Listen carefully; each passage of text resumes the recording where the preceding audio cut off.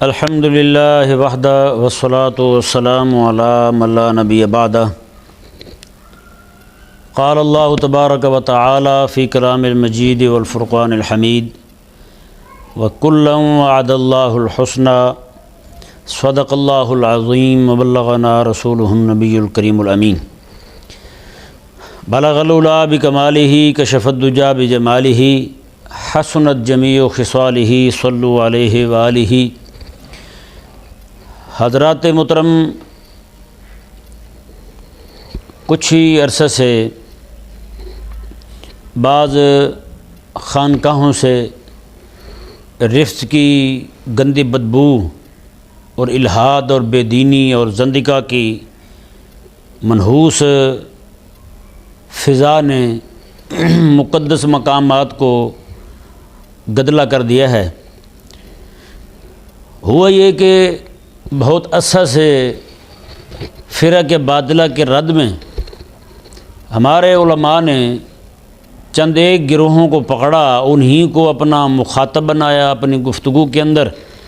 اور اپنی خطاب میں اپنی کتابوں میں انہی کی طرف متوجہ رہے، اور ان کو جو رافضی ہیں انہیں کسی نے پوچھا ہی نہیں۔ ہوا یہ کہ بڑے بڑے خانقاہوں پر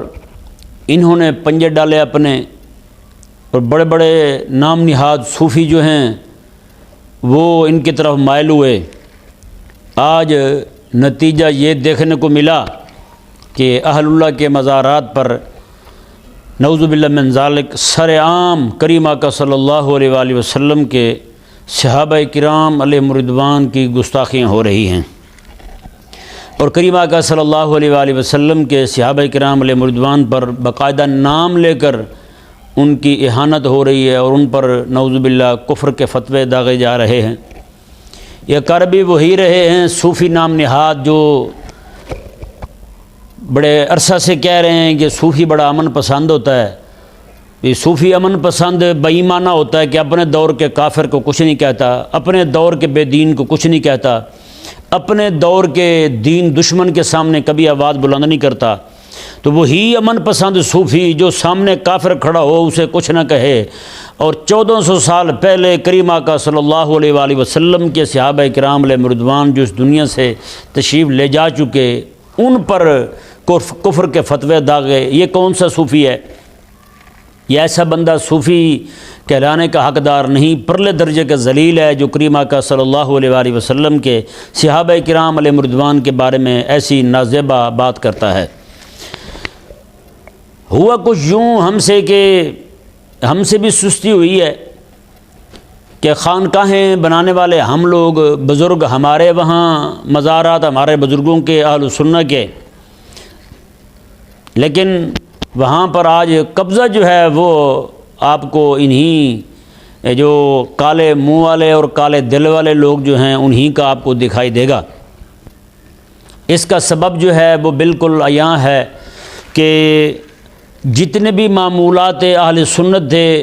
وہ اہل سنت کی عقیدے اور اہل سنت کے مذہب مہذب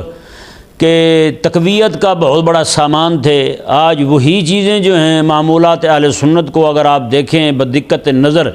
تو ہمارے اہل سنت کے مسلک کے لیے زوال کا سبب بھی وہی بنی ہوئی ہیں۔ جیسے آپ عرس کو دیکھ لیں، عرس پر کیا ہوتا ہے؟ عرس پر اہل اللہ کے چاہنے والے ان کے ساتھ محبت کرنے والے جمع ہوتے ہیں، وہاں جمع ہو کر کے علماء کرام جو ہیں ان کے فضائل بیان کرتے ہیں، دین حق کو حجت کے ساتھ اور دلیل کے ساتھ بیان کرتے ہیں، عوام کو دین کے قریب کرتے ہیں۔ لیکن آج عرصہ سے دیکھنے کو یہ مل رہا ہے کہ نعوذ باللہ من ذالک جب سے خانقاہوں کا نظام بد کردار اور گندے عقیدے کے مالک لوگوں کے ہاتھ میں آیا ہے، تب سے نعوذ باللہ من ذالک اہل سنت کی بدنامی کا سامان پیدا ہو گیا ہے۔ حضرت سیدنا خواجہ خان محمد توسوی رحمۃ اللہ علیہ اپنے استاد کے حوالے سے بیان کرتے ہیں۔ آپ فرماتے ہیں کہ ہمارے استاد شیخ محترم حضرت شیخ غلام رسول رحمہ اللہ ارشاد فرمایا کرتے تھے، جو بندہ کریم آقا صلی اللہ علیہ وآلہ وسلم کے صحابہ کرام علیہم رضوان کے باہمی معاملات کے بارے میں گفتگو کرتا ہے، فرمایا کرتے تھے خاموشی بہتر ہے۔ صحابہ کرام علیہ رضوان کے جو باہمی معاملات ہیں ان معاملات میں چپ رہنا واجب ہے، اس بارے میں بات کوئی نہ کرے۔ فرماتے ہیں کوئی بندہ جو ہے اگر بات کرتا ہے، جیسے ذکر شروع کرتا ہے فرشتہ نیام سے تلوار باہر نکال لیتا ہے، تو فرماتے ہیں جیسے کوئی بندہ دونوں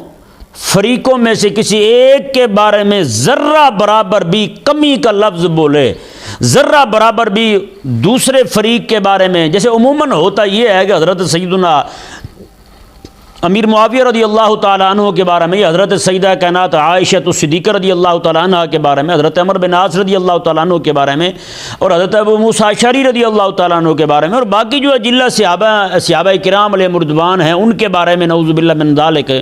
پوری دنیا کے اندر ایک گستاخی کا بازار سرگرم ہے۔ تو فرماتے ہیں کہ جب کوئی بندہ اپنی ان دونوں گروہوں میں سے، چاہے وہ مولا علی کے خلاف بولے، چاہے وہ حضرت امیر معاویہ کے خلاف بولے، چاہے مولا علی کے خلاف بولے، یا پھر حضرت سیدہ کائنات حضرت عائشہ الصدیقہ رضی اللہ تعالیٰ عنہ کے خلاف، فرماتے ہیں ذرہ بھی ایک جملہ ایک لفظ جو ہے وہ شان میں کمی کا بولے، تو فرماتے ہیں فرشتہ جو ہے اپنی تلوار سے اس کے ایمان کی رگ ہی کاٹ دیتا ہے، وہ بندہ مومن تک نہیں رہتا، وہ بندہ کافر ہو جاتا ہے۔ کریم آقا صلی اللہ علیہ وآلہ وسلم کے صحابہ کرام علیہ رضوان کے بارے میں نازیبہ باتیں کرنے والا۔ تو پیارے اور محترم بھائیوں، آج یہ بھی ایک کفر کی سازش ہے کہ مسلمان جو ہیں کلمہ پڑھنے والے وہ انہی معاملات میں لڑتے رہیں، انہی معاملات میں الجھتے رہیں، اور ان کی توجہ جو ہے کفر کی طرف اور اہل کفر کی طرف، دین دشمنوں کی طرف نہ ہو، اور یہ بہت بڑی سازش ہے۔ اس سازش میں وہ کامیاب جا رہے ہیں، اور اس کے سازش کو پروان چڑھانے والے میرے دور کے جو ناکارہ قسم کے پیر ہیں، ناکارہ بیکار قسم کے مولوی ہیں، وہ سارے انہی معاملات میں الجھے ہوئے ہیں، نعوذ باللہ من ذالک، اور مجبوراً ہمارے علماء حق کو پھر انہیں جواب دینا پڑتا ہے۔ بہرحال یہ لوگ جو ہیں نعوذ باللہ من ذالک، ان کے اندر اگر ہمت ہوتی تو کفر کی حکومت کے تحت رہتے ہوئے یہ کفر کو کیوں نہ للکار سکے، ہیں جی، یہ کفر کو کیوں نہ للکار سکے۔ آج اس مسئلے پر تو بحث کرتے ہیں کہ باغ فتح کس کا ہے، اور بھائی حرمین شریفین پر قبضہ آج نصرانی کا ہو چکا ہے، انہی کی افواج وہاں کھڑی ہوئی ہیں، وہاں کیوں نہیں بولتے؟ وہاں اس کا قبضہ ہو چکا ہے، وہاں نہیں بولتے۔ اور مسجد اقصی شریف پر یہودی قابض ہو چکا ہے، آئے دن وہاں پر حملے کر رہے ہیں، بچوں کو شہید کر رہے ہیں، بڑوں کو پکڑ کے مار رہے ہیں، باپردہ خواتین کو گولیاں مار کے انہیں شہید کر رہے ہیں، ادھر کوئی نہیں بولتا۔ ادھر کیوں نہیں ان کی زبان کھلتی ہے؟ اس وقت جو ہے ان کی زبان بند ہو جاتی ہے، زبان ان کی گونگی ہو جاتی ہے۔ اتنے بڑے بڑے پیر، اتنے بڑے بڑے گدی نشین بیٹھے ہوئے ہیں، ادھر ان کو موت پڑتی ہے، آئیں وہ کھڑے ہوں آقا علیہ السلام کے صحابہ کرام علیہ رضوان کی ان کا جو طریقہ مبارکہ تھا عرف پر عمل کرتے ہوئے، ان کی سنت پر عمل کرتے ہوئے آئیں بڑھیں کفر کو للکاریں۔ کفر کو للکارنے کی ہمت نہیں ہے، یہ باولے ہو کے پڑھتے ہیں محبوب علیہ السلام کے صحابہ کرام علیہ رضوان کو۔ آؤ یہ وجہ بھی آپ سن لیں کہ یہ لوگ صحابہ کرام علیہ رضوان کے خلاف بھونکنا کیوں شروع ہوئے ہیں، صحابہ کرام علیہ رضوان کے خلاف ان کی زبانیں کیوں کھلی ہیں۔ کریم آقا صلی اللہ علیہ وآلہ وسلم کا فرمان شریف ہے، جو بندہ حرام کھاتا ہے نا، حرام رزق جو ہے اسے حرام کام کی طرف لے جاتا ہے، اور حرام کام گناہ جو ہیں اسے آہستہ آہستہ اس کے ایمان کے کمزوری کی طرف لے جاتے ہیں، اور ایمان کی کمزوری اسے کفر کی طرف لے جاتی ہے۔ یہ آپ مسئلہ ذہن میں رکھیں، کیونکہ لوگوں نے منتیں مانی، اور منت جو ہے صدقہ واجبہ، اور وہ تو امیر کو لگتا ہی نہیں، امیر کھا ہی نہیں سکتا، صدقہ واجبہ سید کو لگتا ہی نہیں ہے۔ آج مزاروں پہ بیٹھے ہوئے جو اپنے آپ کو سید کہتے ہیں وہ بھی صدقہ واجبہ لے جاتے ہیں، کھا لیتے ہیں، اور پیر جو بیٹھے ہوئے ہیں ویسے گدی نشین ہیں جی، وہ نسلیں پتہ نہیں کن کی ہیں، درباروں پہ بیٹھے تو اپنے آپ کو جناب انہوں نے گدی نشین اور بزرگوں کی آل اولاد پاک نسل کہنا شروع کر دیا انہوں نے۔ وہ نعوذ باللہ من ذالک حال یہ ہوا کہ انہوں نے صدقات واجبہ کھائے، وہ ان کے لیے کھانا حلال نہیں تھا۔ اگر امیر ہے تو پھر بھی کھانا حلال نہیں ہے، سید صاحب ہیں تو پھر بھی کھانا حلال نہیں ہے۔ اب انہوں نے کھانا شروع کیا وہ صدقہ واجبہ، کھاتے کھاتے وہ مرید جو ہے وہ چوری کے پیسے لایا، فراڈی کے پیسے لایا، جو بھی لایا، آج تک انہوں نے نہیں پوچھا کہ آپ جو پیسے لائے ہیں یہ کہاں سے کمائے آپ نے، بس چپ کر کے قبول کیا اور رکھ لیا۔ حضرت سیدنا شیخ الامام عبد القادر جیلانی رضی اللہ تعالیٰ عنہ ارشاد فرماتے ہیں پیر پر ضروری ہے کہ مرید کو اپنے گھر سے کھلائے، پیر پر یہ ناجائز ہے کہ مرید کے گھر سے کھائے۔ اب بتائیں پیر کے سارا کاروبار، سارا نظام پیر کا، پورے گھر کا سارا خرچہ جو ہے وہ مرید کے چندے سے چل رہا ہے۔ تو بتائیں کہ وہ کیا نظام بنے گا، کیا اس کا عقیدہ ٹھیک ہوگا، کیا اس کا نظام ٹھیک ہوگا؟ نعوذ باللہ من ذالک۔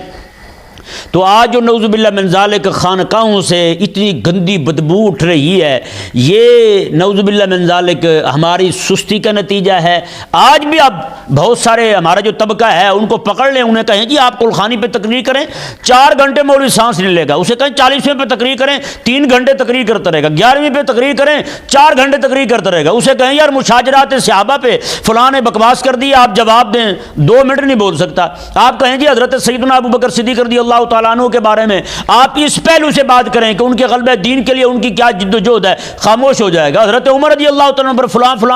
رافضی اعتراض کرتے ہیں، اس کا جواب دے دیں، خاموش ہو جائے گا۔ فلاں بندہ حضرت عثمان غنی رضی اللہ تعالیٰ عنہ کے جامع القرآن ہونے پر اور ان پر بڑے سارے اعتراضات ان کی ذات پر تھوپتے ہیں، اس کا جواب دے دیں، چپ ہو جائے گا، کیونکہ ہماری تیاری نہیں ہے ان کے حوالے سے۔ ہماری اکثریت مولوی جو ہے نا، مولوی طبقے کی بات کر رہا ہوں، علماء حق کی بات نہیں کر رہا۔ ہمارے علماء حق کو تو اللہ تبارک و تعالیٰ نے دریا عطا فرمائے، سمندر عطا فرمایا، دلائل کے ڈھیر ہیں، انبار ہیں ان کے پاس، اود پہاڑ جتنے دلائل ہیں ہمارے علماء کے پاس، ان کے منہ توڑنے کے لیے الحمدللہ تعالی اللہ تبارک و تعالیٰ کے فضل کے ساتھ ہمارے ائمہ، ہمارے مشائخ اور ہمارے بزرگوں کے، ہمارے جو اہل حق صوفیاء ہیں ان کی کتب کو اٹھا کر دیکھیں جی، وہ تو ان کے پاس بیٹھنے کو منع کرتے تھے، انہوں نے اپنے پیر بنا لیے۔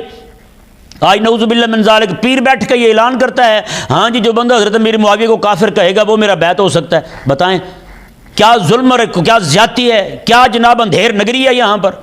ہیں۔ اور بڑے بڑے نام نہاد دوسرے لوگ جو بیٹھے ہیں ہمارے، وہ بھی خاموشی کے ساتھ بیٹھے ہیں، ابھی تک ان کے رخ بھی اپنوں کی طرف سے اپنوں کی طرف مڑے ہوئے ہیں، اپنوں کو جناب نکال رہے ہیں مسلک سے، یہ بھی نکل گیا، یہ بھی گیا، یہ بھی گیا، پھر پیچھے کیا بچے؟ آپ 4 لوگ بچے بھی مسلک میں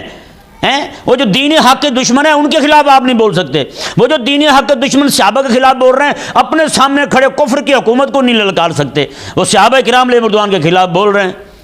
جی۔ اوے جتنا تم صحابہ کرام علیہ رضوان کے بارے میں پڑھ کے اس طرح کی باتیں کرتے ہو نا، کاش کہ خدا تبارک و تعالیٰ تمہیں آنکھیں دے اور اپنے دور کے اپنے سامنے کھڑے ہوئے کافر کو للکاریں، اس دین دشمن کے سامنے کھڑے ہوں۔ اور جنہوں نے تمہارے مدارس ڈھانے کے بل پاس کیے ہیں، جنہوں نے آپ کی مساجد کو بند کرنے کے بل پاس کیے ہیں، جنہوں نے تمہاری اذانیں بند کی ہیں، وہ جو تمہیں رب تبارک و تعالیٰ کے حکم پر عمل کرتے ہوئے قربانی نہیں کرنے دیتے اور ان کے خلاف کھڑے ہوں،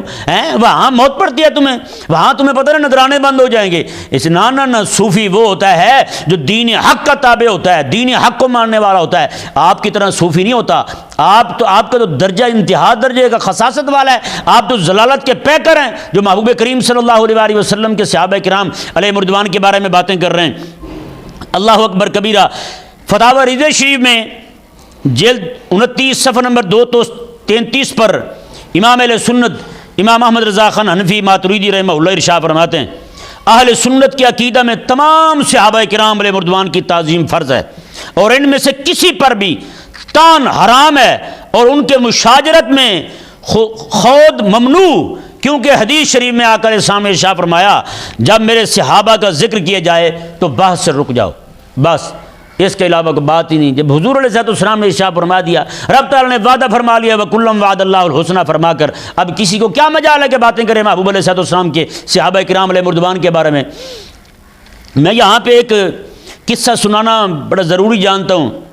یہی ہمارے لاہور کے ڈیفنس علاقے میں بڑا پوش ایریا ہے، وہاں پر گئے تو ایک دوست کے ہاں بیٹھے ہوئے تھے، وہاں ایک بھاری بھرکم سا بندہ لبرل ذہنیت کا، اور ذہن اس کا لبرل بھی تھا، ساتھ ساتھ رفض کی طرف بھی مائل تھا۔ محبوب کریم صلی اللہ علیہ وآلہ وسلم کے صحابہ کرام علیہ رضوان کے بارے میں اس نے باتیں شروع کی تو کہنے لگا کہ حضرت امیر معاویہ رضی اللہ تعالیٰ عنہ نے یہ کیا وہ کیا، یہ میں نے بہت ساری باتیں کی اسے، باتیں کرتے کرتے جب میں نے دیکھا کہ یہ سمجھنے کو نہیں آ رہا تو پھر میں نے اس کے سامنے ایک نفسیاتی سوال رکھا، میں نے کہا جی آپ یہ بتائیں، آپ کے گھر میں آپ کی اماں اور آپ کے ابا جی میں لڑائی ہو جائے، دونوں میں معاملات میں خرابی آ جائے تو پھر آپ کیا ارشاد فرماتے ہیں؟ دونوں لڑ پڑے، ان میں سے کوئی ایک قضائی بات ہے حق پر ہوگا، ایک باطل پر ہوگا، ہیں جی، ایک صحیح ہوگا ایک درست راستے پر نہیں ہوگا، تو آپ کس کی گردن پر جوتا ماریں گے، کس کو چپیٹ ماریں گے آپ؟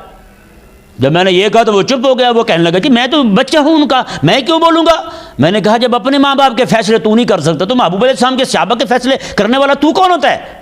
تو کون ہوتا ہے محبوب کریم علیہ السلام کے صحابہ کے فیصلے کرنے والا؟ تو اسی طرح کر کے بھائی محبوب علیہ السلام کے صحابہ کرام علیہ مردوان کے جو بڑے ہیں نا وہ اللہ تبارک و تعالی اور حبیب کریم علیہ السلام ہیں. ان سے کوئی معاملہ سرزد ہوا بھی ہے، جو بھی معاملہ ان سے ہوا ہے تو ان سے پوچھ گچھ کرنے والے اللہ تبارک و تعالی اور حبیب کریم علیہ السلام ہیں. اور تو کون ہوتا ہے ان سے پوچھنے والا